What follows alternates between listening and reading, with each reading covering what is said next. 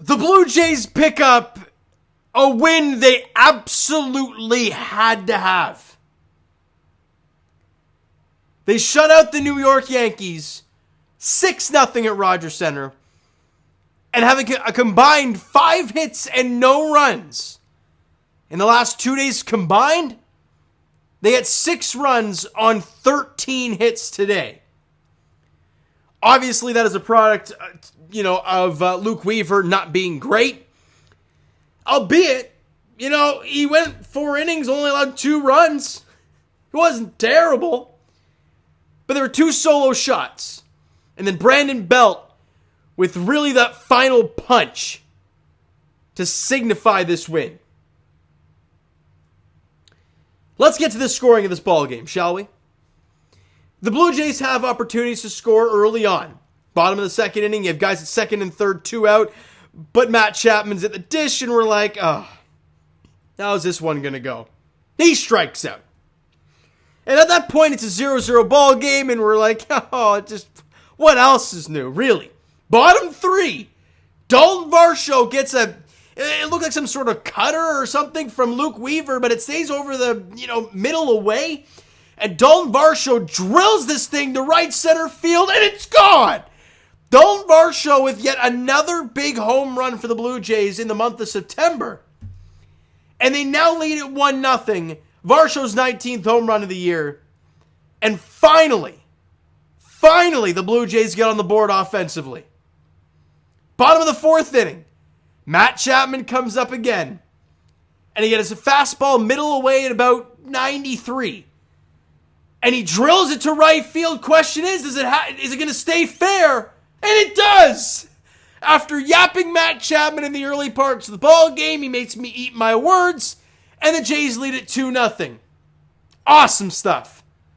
Beautiful, beautiful. Before I go any further, though, I want to congratulate the Baltimore Orioles for a few reasons. One, their fan base has been nothing but great to me, so it makes sense for me to give back. As well, a 100-win season and a division title.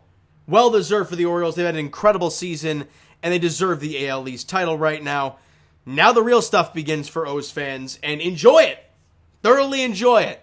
Enjoy those home games at Camden Yards. It's going to be a blast. I can only imagine what it's going to be like. For the Blue Jays, they're not quite there yet, but they're hanging on for dear life.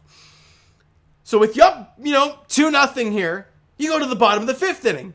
And with Bo Bichette at second, Kevin Biggio drills him in with a single to center field. Wow, what just happened there? With a single to center field, he knocks Bo Bichette in to make it 3-0 Blue Jays.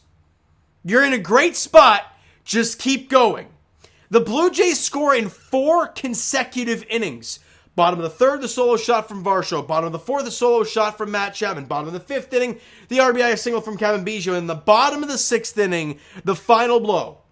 Brandon Belt gets a 92-mile-an-hour fastball from Zach McAllister right down Broadway, but he don't miss it. Drills it to right, and this thing was crushed deep and gone.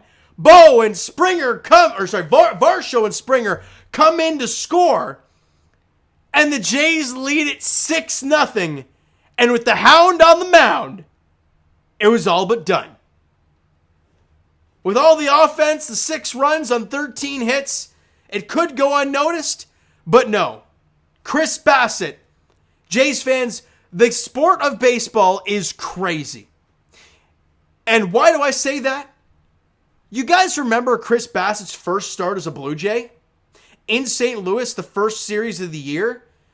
Dude gave up, back-to-back home runs to start his first inning? And he didn't last, Didn't last 3, didn't last 4 innings, and he got teed off on.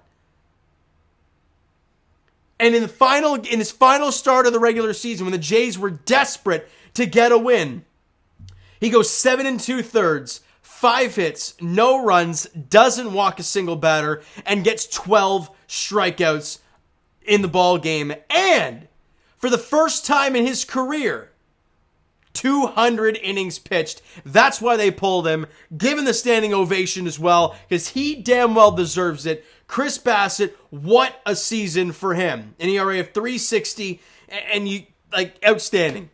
I understand Barrios has had some hiccups at times, but so has Chris Bassitt. Those three guys of Gausman, Barrios, and Bassitt have given you outstanding seasons. They really have. The Hound on the mound did it today. Bullpen-wise, Jimmy Garcia went out there to finish off the 8th inning and did a job. Got the one guy. Tim Mesa got a little airy for him in the top of the 9th inning, but allowed a couple hits, got a strikeout, and then the ground out to end the ball game, and nothing more. Let's get to the offensive stats, because for the first time it feels like in forever, well, more or less since the Rays series, I'm excited to look at these. George Springer, a 3-hit day. Beautiful stuff. 3 for 5 with a run score for George. 1 for 4 for Brandon Belt, but who cares? It's a 3-run shot. His 17th home run of the year. Vladdy goes 1 for 5 with 3 strikeouts, so that's still something to be concerned about. But Bo Bichette in the 4-hole today. First time this year we've seen that. He went 2 for 4 with a run scored. Kevin Biggio continues to just do his thing. 2 for 3 with an RBI, and he walked once. Great stuff for Kevin. Alejandro Kirk had a couple hits. He was 2 for 4. And where are we? Matt Chapman 1 for 4. But who cares? It's a home run. I don't care if you're going to go 1 for every game. If you're going to give me an extra base hit, double, home run, whatever, I don't care. But that right there was Matt Chapman's first home run since August 7th.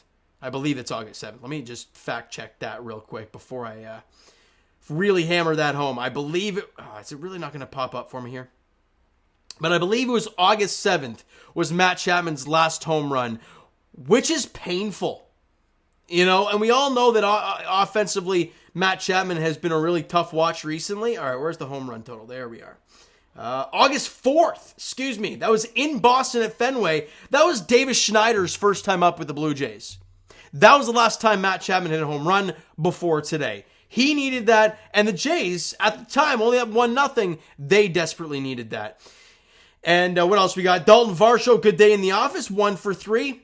Scored a couple runs, had a home run, walked once, got on base two of the 4 times he came to the dish. So a good day for your number 9 hitter. Great stuff for Varsho. 13 hits for the Blue Jays, 10 strikeouts, walked twice, stole a couple bases as well.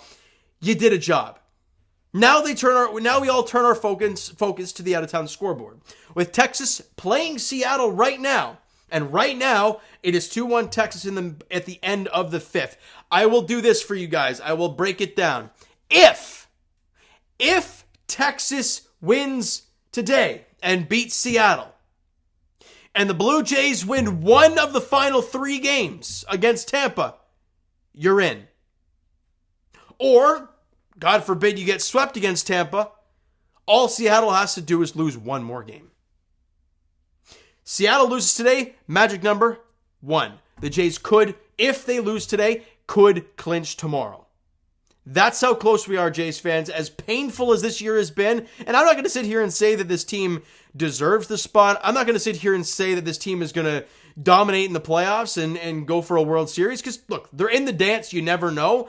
But the confidence level ain't too high. Because we know what this team's all about. But you never know. All right, so that's kind of the breakdown of the playoffs and whatnot. How that, obviously with Houston not playing today, the Jays did their job and gained half a game on them, as you need to. So, without talking about that anymore, we move on to tomorrow. All right, you're not going to see Tyler Glasnow. You're not going to see Zach Eflin for the Tampa Bay Rays. Since Baltimore is now locked up the division, this Jays series means nothing to them. So they are throwing it out like this. Aaron Savale is going on the mound in Game 1. He's been great this year. Yusei Kikuchi gets the ball for the Blue Jays. He needs a bounce-back start. Zach Littell gets the ball in Game 2 versus, that says Yusei Kikuchi for both games. That's wrong. I think Ryu's going tomorrow and Kikuchi's going on Saturday. I could be wrong with that. And obviously the finale is lined up with Kevin Gausman, but if the game means nothing, expect Bowden Francis, Trevor Richards to gain multiple innings in that game, and it'd be a bullpen day. That's what you're hoping for, because then Gausman will be ready for Game 1. That's the hope. Taj Bradley is, at least on paper here, is supposed to go for the Rays in the finale at 3 o'clock there on the Sunday. Hopefully it means nothing, but we shall see. All right, so you know what, guys? That is going to do it for this one. If you enjoyed the video and the win today, because it allowed Blue Jay fans to just exhale a little bit. The last 2 days have given us all a stroke. Today, we brought back to life, at least for a short time. Let's be honest here. With the win, the Jays are now, what's the record now? I think it's like 17 games over 500? Yeah, 88-71 on the year. You need one more win. You do it tomorrow. Like, I think I can speak for every Jays fan. You want to do it tomorrow. Do it on a win. You don't want to lose and have to wait till, because Seattle plays tomorrow late, don't they? Where are we here? Yeah, 10-10 first pitch. I'm not waiting till 1 o'clock in the morning to watch them celebrate. Win tomorrow, clinch a playoff spot. That's my thought for tomorrow. Assuming Seattle loses tonight, which, again, it's only 2-1 in the 6th. Lots of ball to play.